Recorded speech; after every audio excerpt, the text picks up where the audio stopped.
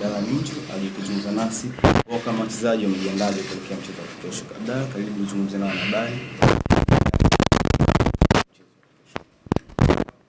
Kwanza asalamu alaykum jamani.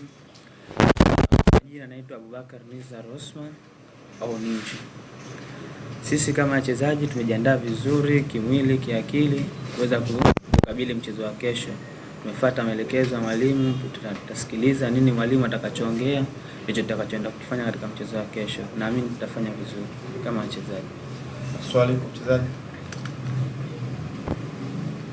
Swali kwa mchezaji.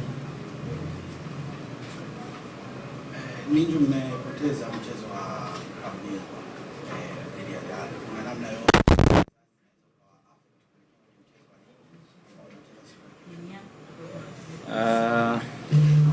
sidhani kama ipo hiyo kitu, kwa sababu unapokosea ndipo unapojifunza.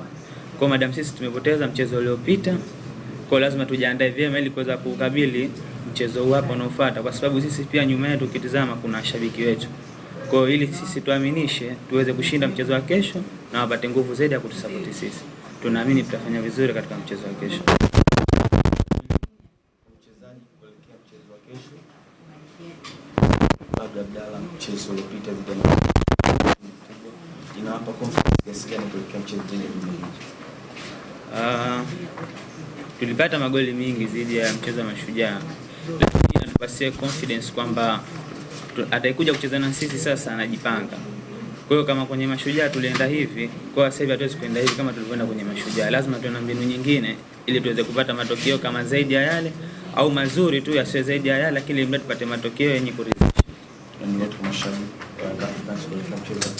Tunaamini washabiki wetu, tunawapenda, muendelee kutusapoti na vizuri vingi tu vya kupenda. Shukrani sana, natakia mchezo. Coach, thank you so much. Wish you all the best. Thank you. Asante sana. Okay.